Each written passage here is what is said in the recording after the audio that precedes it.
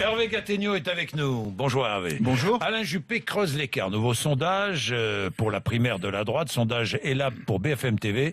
Il obtiendrait 41% des voix au premier tour contre 23% seulement à Nicolas Sarkozy, 13% à Bruno Le Maire et 11%, pour Fillon, je crois, à François Fillon. Et au second tour, il écraserait Nicolas Sarkozy. Je crois que c'est 63-37 ou quelque chose comme ça.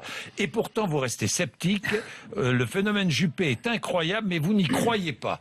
Qu'est-ce qu'il vous faut pour y croire? Mais vous savez, d'abord, il reste 8 mois avant cette primaire, donc évidemment des choses vont encore se passer. Toute l'histoire montre que la présidentielle n'est pas une science exacte et la primaire non plus. Cela dit, la bizarrerie de cette Juppé-mania persistante, c'est qu'elle porte au nu un personnage qui est à peu près l'exact contraire de tout ce à quoi les Français sont censés aspirer. Les Français, ils veulent du renouvellement. Alain Juppé a largement l'âge de la retraite.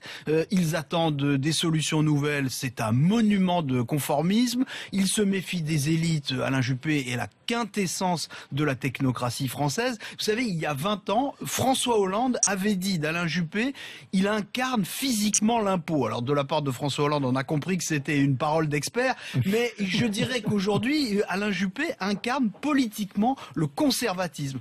Ça ne veut pas forcément dire qu'il conservera son avance. Oui. D'ailleurs, François Hollande se méfie d'Alain Juppé à tel point qu'il paraît, d'après les informations que nous avons, qu'il se renseigne sans cesse sur Alain Juppé, sur son organisation de campagne. Enfin bon, il faut reconnaître quand même qu'il est favori. Hein, il domine tous les sondages pour la primaire comme pour la présidentielle. Mais d'abord, on se demande pourquoi. Et qu'est-ce qui pourrait faire que ça change? Ce que je crois, c'est que la popularité d'Alain Juppé est en quelque sorte un leurre. De même qu'en 2012, François Hollande avait construit toute son ascension sur le rejet de Nicolas Sarkozy, le plus probable est que le statut de favori d'Alain Juppé, qui en effet n'est pas contestable dans les chiffres, est fondé sur le refus très majoritaire chez les Français du tandem Sarkozy-Hollande. Parce qu'Alain Juppé apparaît comme celui qui peut à la fois battre l'un et l'autre. Alors, si on considère que l'hypothèse d'une revanche de 2012, c'est ce qui empoisonne le débat politique français aujourd'hui, Alain Juppé, en quelque sorte, c'est l'antidote à ce poison. Sauf qu'à contrario, si cette hypothèse d'un affrontement Hollande-Sarkozy s'évanouit d'elle-même, et je crois que c'est ce qui va finir par se passer, eh bien, Alain Juppé perd son meilleur argument et il ne reste plus à ce moment-là que ce qu'il est lui-même, c'est-à-dire quelqu'un qui a plus de passé que d'avenir. Ça veut dire, si l'hypothèse Sarkozy-Hollande s'efface, ça veut dire que l'un des deux ne sera pas candidat, quoi. Ou peut-être les deux, sait-on jamais. Peut-être les deux, c'est ce que vous pensez.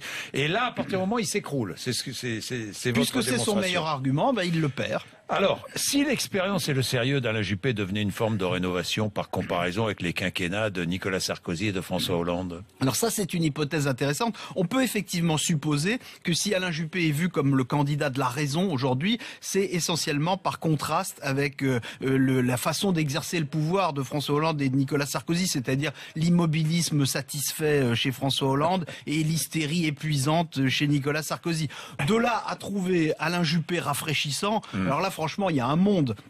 Vous savez, la seule fois de toute la carrière d'Alain Juppé où il a été question de rénovation, c'était la rénovation de l'appartement de son fils aux frais des contribuables parisiens. On l'a peut-être un peu oublié, mais il faut quand même s'en rappeler. Alors maintenant, Alain Juppé n'en revient pas d'être devenu populaire à 70 ans, donc il en dit le moins possible pour le rester, mais son projet politique, il n'a rien d'original. Il est libéral en économie, autoritaire pour le reste. Il le sait tellement, Alain Juppé, qu'il promet, écoutez-le bien, il promet surtout de ne faire qu'un seul mandat. C'est-à-dire que son slogan de campagne, ça pourrait être avec Juppé, un mauvais moment à passer. Alors je peux me tromper, mais je fais plutôt le pari qu'à la fin, les Français vont vouloir se passer de ce moment. Eh bien, nous verrons cela. 8h30, vous êtes sur RMC.